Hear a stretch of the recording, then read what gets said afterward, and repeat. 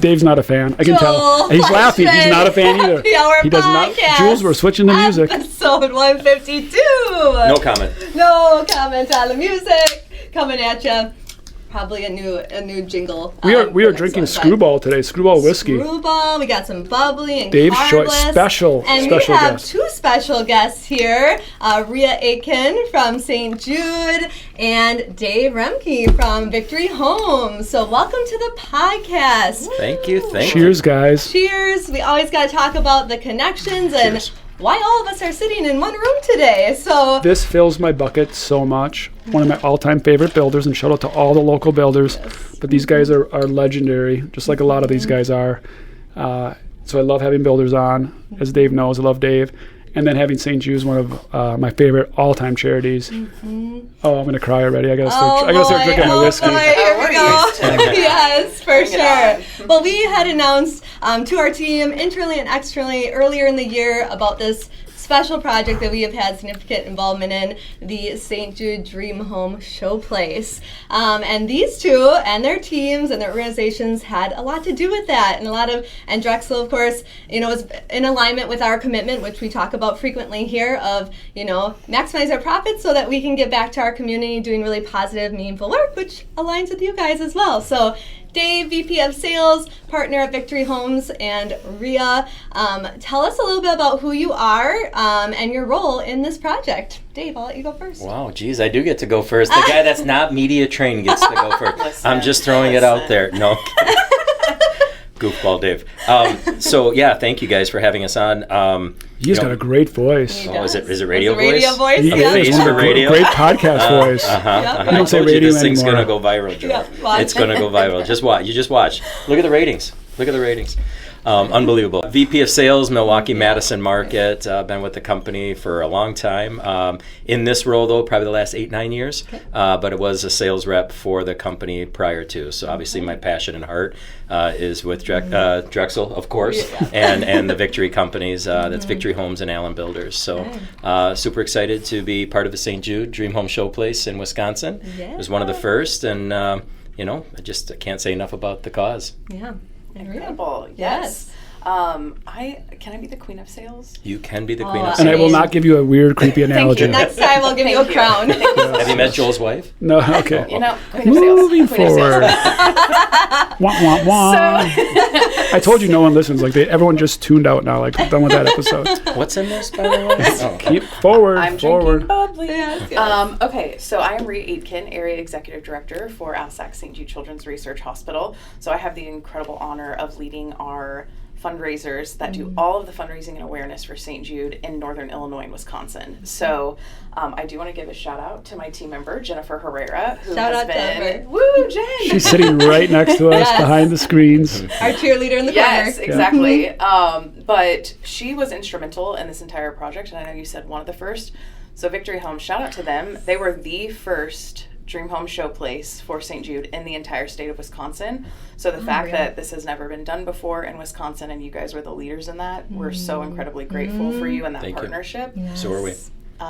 But yeah, we try to meet people where they're at, right? And so as we were looking to expand into Wisconsin, I think Wisconsinites are so philanthropic and the community is just absolutely incredible. We have, St. Jude patients here in Wisconsin. We have incredible supporters and donors. And so when we reached out and got connected to Victory Homes, I think it was pretty quick yes, as far as your ability to raise your hand. And you built a home in less than a year. We're already on house number 2. Yep. So let's rewind. Let's rewind the record. Did I jump ahead? No, not at all. I want to rewind the record to some things that I didn't know about 5 years ago.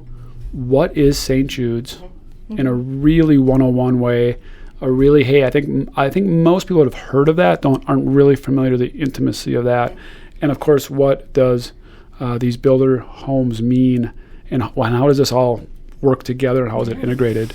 But let's start with just St. Jude's. Let's get to know you guys a little bit. Absolutely. Great question. So St. Jude Children's Research Hospital, it is a children's hospital. I feel like we are known, people know us for trying to find cures and save children, specifically to childhood cancer and other life-threatening diseases. So St. Jude is actually located, the hospital and the research institution, and our headquarters are headquartered in Memphis, Tennessee.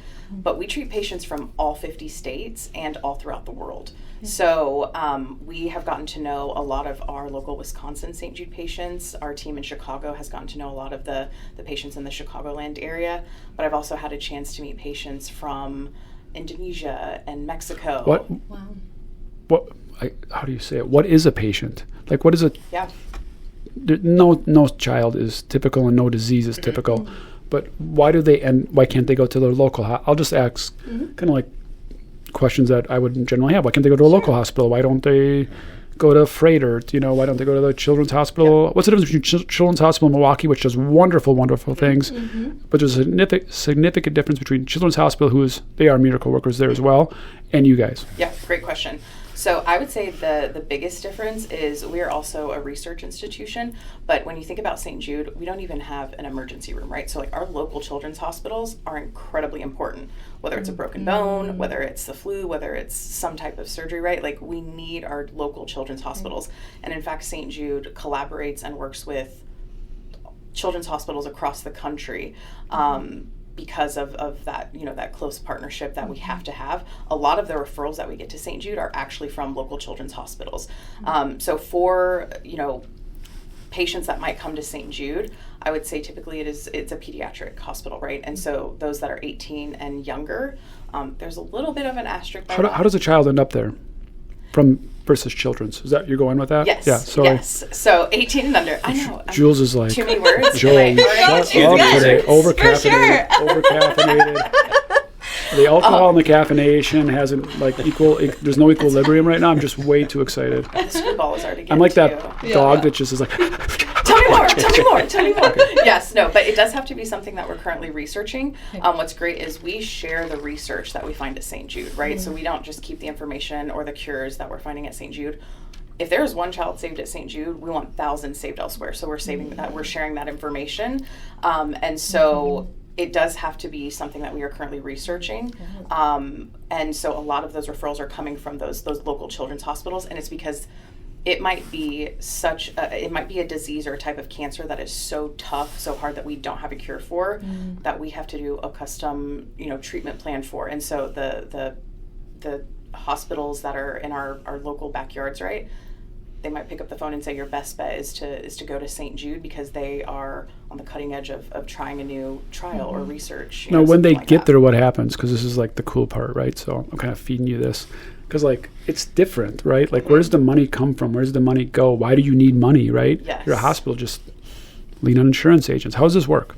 So St. Jude is unique in that no family will ever receive a bill for treatment, for travel, for housing, or for food.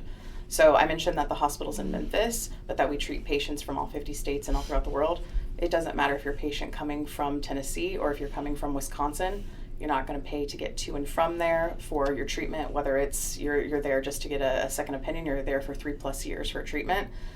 We have, housing facilities on site. We have cafeterias and all the food that's provided for. And I think what's really special, well, there's many things that are special about St. Jude, but one of the many things I love is they don't just treat the disease, they treat the entire family. And what I mean by that is St. Jude truly thinks of everything, from the artwork they put in the hospital to the fact that it doesn't smell like a hospital to they have teen rooms because they know that teens want to get away and have their own time. They have days for siblings because when you think about a child that's going through cancer or another life-threatening disease, that doesn't just impact the child. It impacts the parents, their mental health, it impacts the sibling. So we have music therapists, we have psychologists, we have physical therapy, we have dogs. Chocolate Chip is personally my favorite, one of the dog therapy, or the therapy dogs that walks around campus. But that is why projects like this are so important, because over 89% of our annual funds come from generous supporters and corporate partners throughout the country. And in order for us to keep those hospital doors open, we do events like this so that no family will ever have Dave, to pay. you've been there. I have twice. Yeah. Could you explain in your words, being a layman, right, or a construction guy, what did you see? How can you explain it to the person that may never be there? How did it impact you? What did you see? What did you observe in your words, I guess? Yeah, I mean, quite humbling, right? And as a person of faith as well. It really puts life into a different perspective. As a father of two myself, you go there, and a lot of these kids are not as fortunate as others, right? So you asked the question earlier, Joel, to get right to the point. When the doctors or the cancer specialists in the local environment, the local hospitals, the children's and that type of thing, see a case that they just can't do anything, and correct me if I'm wrong, that's when they go to St. Jude. And they're really, of all the prognoses, right? Yeah. The words you don't want to hear. Right. 1, terminal. Yep. 2, I've never seen this before. Yeah. 3, I don't know what to do next. Right. Right. So many things in life are about hope. Yeah.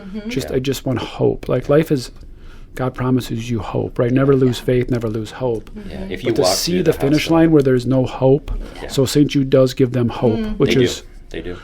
Yes. so powerful. Absolutely. You couldn't say it better than that, Joel. I mean, you walk through the hospital, and I don't think that anyone around there is walking around saying, we can't do this, or we can't find a cure, we can't try this new medication or cancer treatment or anything.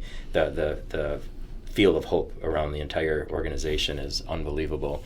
But walking through, being able to see the families, see these kids smiling and having what one could consider a normal life, and you look at that and go, I mean, how can you not cry? How can you not just choke up and walk out of the room? You almost get fearful walking through because you don't know how you're going to be able to handle that type of emotion.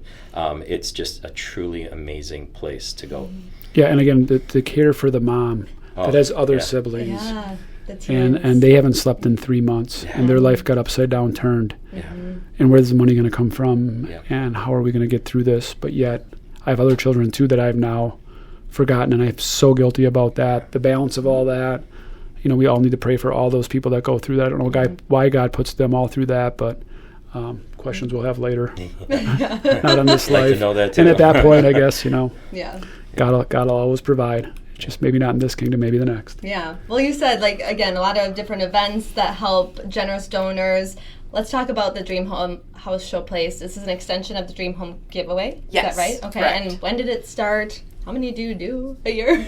Yes. So specific to Northern Illinois and Wisconsin, we have 3. Okay. So Madison was our very first one, and actually they're on number 2 already, so they are just on top of it. Yes. But we also have one in Milwaukee and Chicagoland. Okay. Chicagoland is a loose term because it's about an hour outside of Chicago, right? But Very well. we have 3 in our market and all across the country. I would say the biggest difference between the Showplace campaign and the Dream Home Giveaway campaign.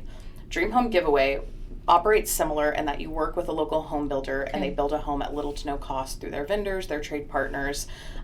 With the Dream Home Giveaway, you can raffle off $100 tickets and someone can win the home. As you can all imagine, there are different raffle laws for each state. For sure. We have some of this. Contact Governor Evers.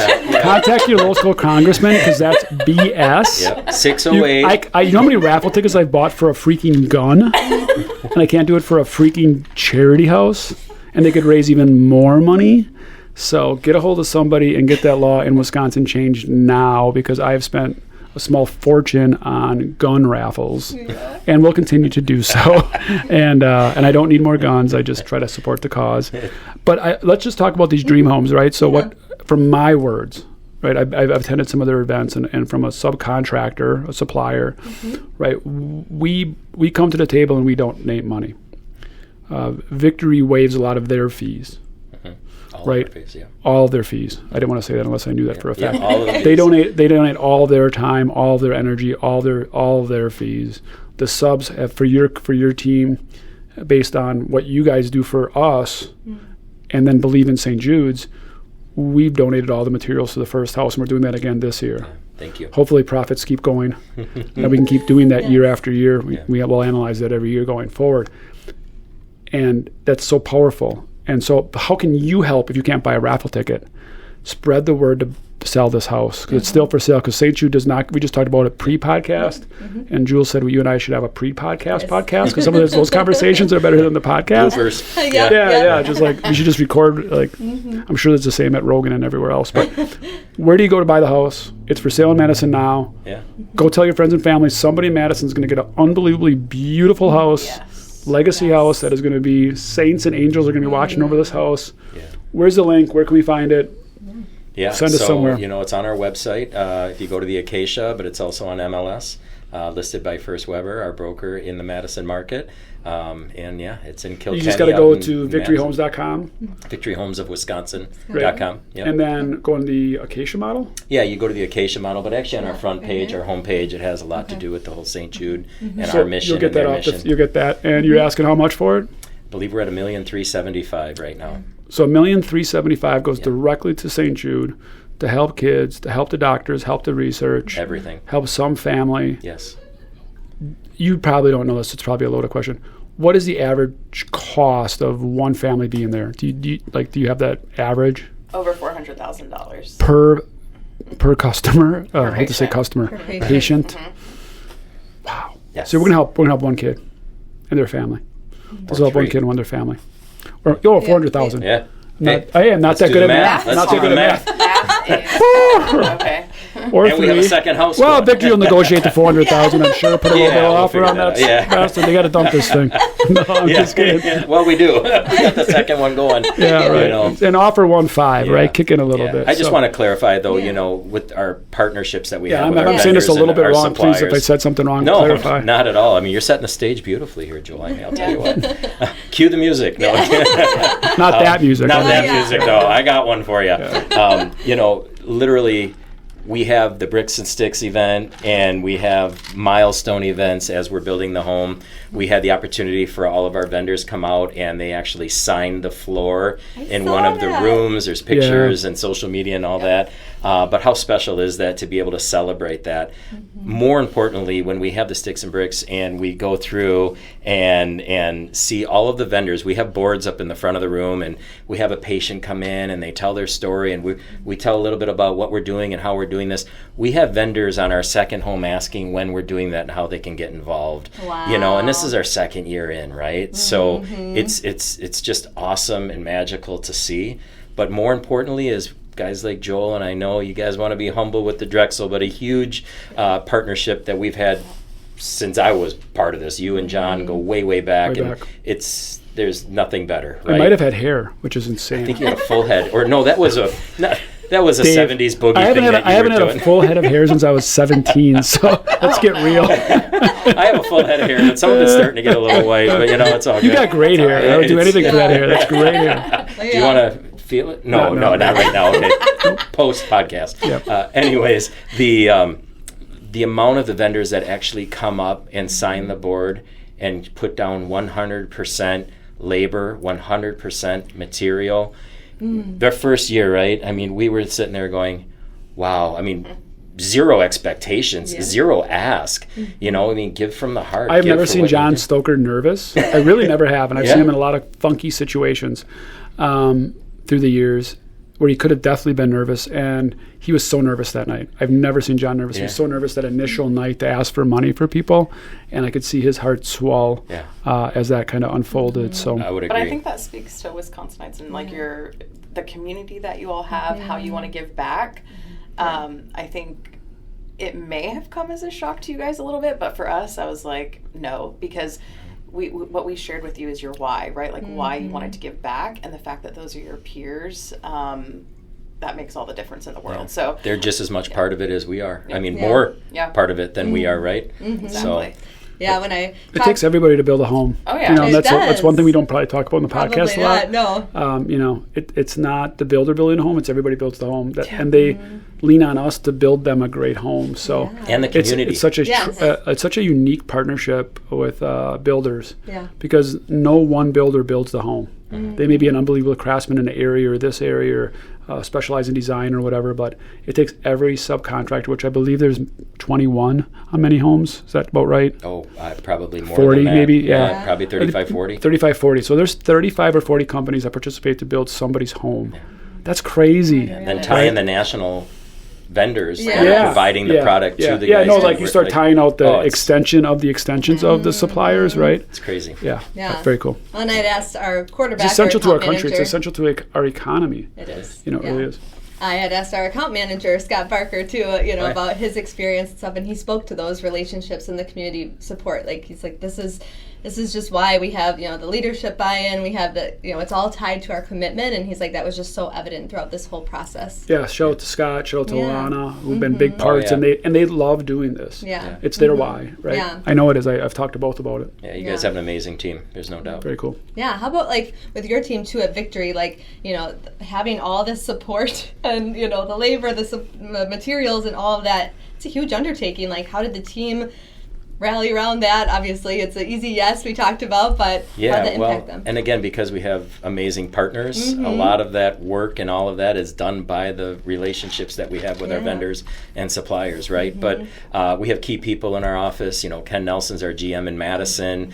Phil Morgan's one of the business partners as well, and the GM, and kind of oversees the entire business operations. Shout out to those guys. Yeah. Big shout out to those guys, Shout out, absolutely. for But sure. you have to, because I'll be honest, so I get to sit here and do a fun podcast and hang out and drink screwball, but I'm not the guy doing the work behind the scenes, right? So you got to give credit where credit's due. And those guys are doing an amazing job coordinating the vendors and finding out who donated what, because not all of them did 100%. Some of them could maybe only do the material and had to charge for the labor because they have to pay their people, and every trade is different based on that, right? So they coordinated all that so we can provide a proper P&L to St. Jude to say, hey, here's what we're promising and expecting to give towards it. So like if our cost was $200,000 and we're selling it for $1 million, there's $800,000 that we're giving to St. Jude direct, right? Yep, so and we're getting that's into how it works. We're getting into the holiday season. How do you donate to St. Jude's if I'm not going to buy a you're going to ask NS, if I'm not going to buy a $1.3 million house in Madison because I don't live in Madison, or I don't need a house right now, how can I support St. Jude's? I love it. It's like we're on the same page here. This isn't my first podcast, girlfriend.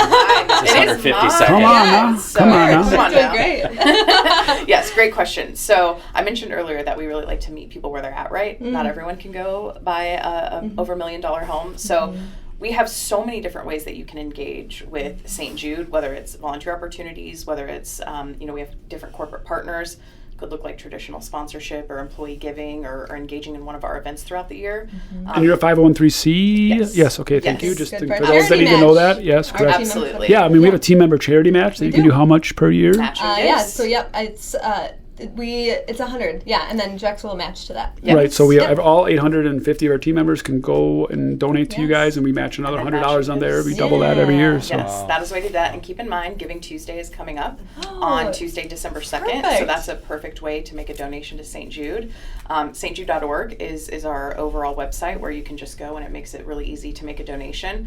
But what's great is we also recognize that there's many different ways to give, right? So that could look like, yes, a credit card donation. We also do stock, DAFs, IRA gifts. Oh, wow. So again, there are so many different ways to give back to St. Jude, whether it's of your time, whether it's of your money, whether it's a product, right?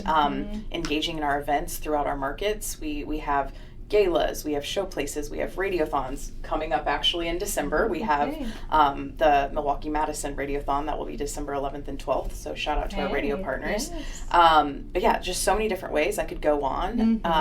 But if you have questions, contact me. We Google St. Jude Chicago, and we have our own St. Jude Chicago, which is our Northern Illinois and Wisconsin, and it's just different ways that you can get involved locally, whether you want to donate or volunteer. So we're happy to chat more. And they have a golf outing too, don't you? We do Golf have outing? a golf outing. Oh, yes. Yeah. You name it. But that's the thing. If I rattle off every single event we have, We'd be here all day. Yeah. The easiest way, right? This time of year, holidays. Yeah. Go online. Yep. Support them. Absolutely. Yes. I just talked about this with Caitlin at breakfast this morning. God bless. So many of us, and I guess I'll challenge you a little bit, which I rarely do. If you're listening, right? So many of us do pick names at our little family get-togethers, and I love that. And as a parent, it would be very hard for me not to give my children gifts. But man, so often do we just exchange gift cards that we're not going to use and don't need. And it's $50 or less. And if I need something $50 or less, no offense, I already bought it on Amazon 2 days ago. I'm the same way. I'm the worst. honest. And we all are, right? We all have pretty heavy discretionary income. Like, no one's got patience to wait a month for the thing that I need, so I just get it. Or your parents buying you toothpaste for Christmas and waiting. Like, who started that trend? You're like, oh, okay, so just wait, toothpaste and waiting? So you guys never grew up where your parents would, it's like, oh, you need something, but it's like, oh, Christmas is in a month. So you wake up with your stocking and it's like, I didn't ask for toothpaste for Christmas, but it just happens to be Christmas. I mean, it fits well, too. Yeah, I'm like, come on. Yeah, no. Like household items like toilet paper for your bathroom? No. I think toothpicks. No, I said toothpaste. Was it fancy toothpaste? Was it like, I mean, was it like princessy toothpaste with like glitter in it? Yeah. Probably. That does sound like something I would. I mean, I do like name brand. Look at me, I'm getting like itchy. I'm getting uncomfortable right now.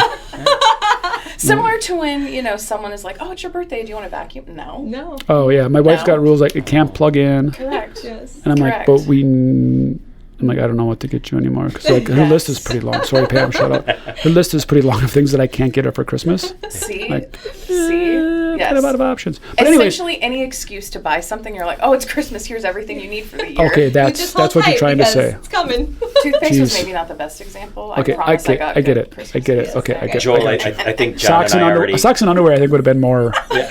Like underoos. I'm such an age that we used to get underoos. Underoos or underwears. There we go. Yeah. It's an age thing. I have them on now, maybe. It's an age thing. It's an age thing. It is. We all get underoos. Yeah. So they were like superhero costumes as underwear, and then it's like a big gift for Christmas for sure. I was going to let you know, John and I already have your wife's gifts already figured out. Okay, well, full circle back. I thought we were well past that and in a good spot. But anyways, I'll challenge you, don't pick names. Have a St. Jude's Christmas. Celebrate St. Jude's. Forget about the pick names. Celebrate St. Jude's. Everybody throw in a pot. Have some fun with it. Do some gambling with it. Hell, bet on the football games that day, and the winnings go to St. Jude's. There you go. Right, something like that. So don't be afraid. I just read this by John Gordon. I loved it, and I believe in this, and it's crazy. Have you ever met somebody that gave so much money they were broke? Have you ever met a generous person that went broke? Ever? Have you ever heard of a generous person that gave too much and went broke? No. Never have, right? No. Don't be afraid to be generous. I love that. Yeah. Whoa. All right, we're getting deep. Yeah. Jeez. No, I'm preaching. I never preach. That's good, though. I got all sweaty. I'm all sweaty. Get off my pulpit. Well, you've been with St. Jude for about 10 years, almost a decade, yes? Yes. Can you, I'm sure you've seen many impactful moments, memorable moments. Do you have something that kind of stands out, whether with your team, with the patient, chocolate chip, the dog, I don't know. Oh, gosh. There's so many, but it really does come back to our patients and their families. Especially the local patients that we've gotten to know. I think a couple that come to mind are, there was one time I was in Memphis and I just happened to be at the gift shop. I was there visiting our headquarters, and I happened to have my employee badge on, and someone walked up to me in the gift shop and said, oh, do you work for St. Jude? I was like, oh, yes, I work in our Chicago office. I work on the fundraising side of our business. And only to find out she was a patient mom. They had traveled from Brazil, and she stopped me to thank me for the work that I was doing. Oh, wow. And it's just one of the, this is my job. I'm so passionate about it. I'm so passionate about the mission that we get to serve.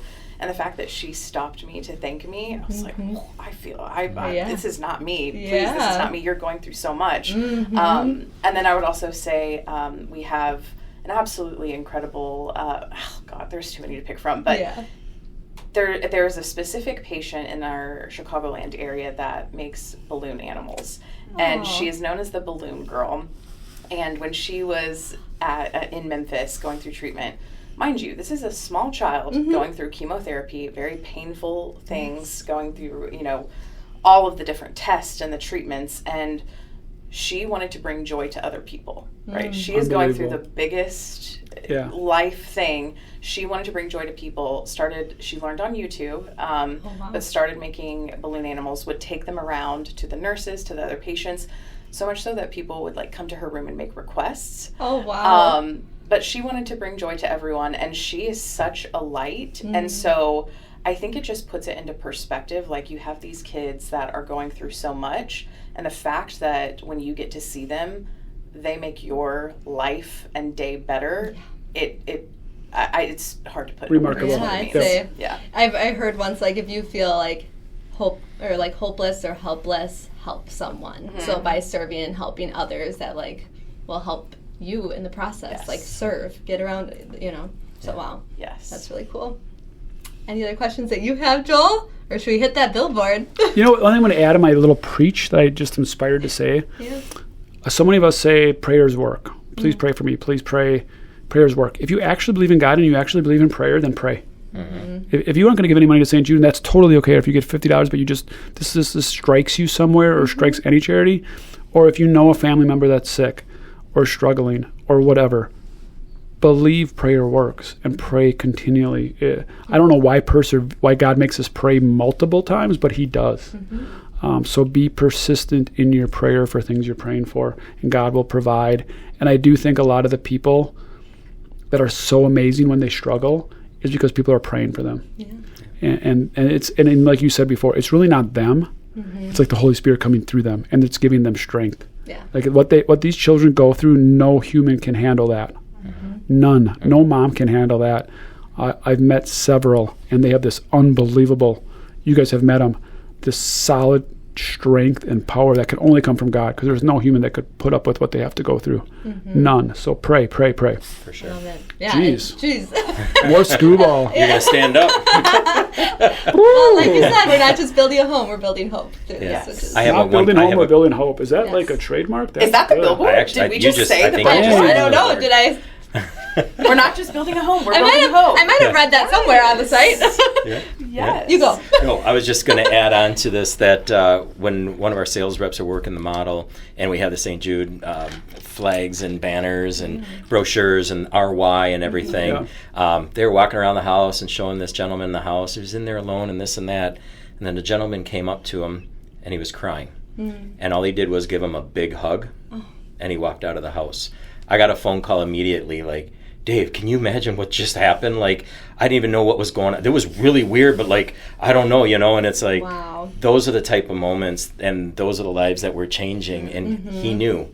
We didn't even get his story. Yeah. And just that moment really said it all, So I didn't want to leave that out. It was really important. Thank you for sharing that. And because it obviously was showcased during the Madison Parade of Homes too. So like that, the visibility and again that community support. Like I'm sure you had a lot of that as the reception from everyone. Yeah, for sure. Amazing.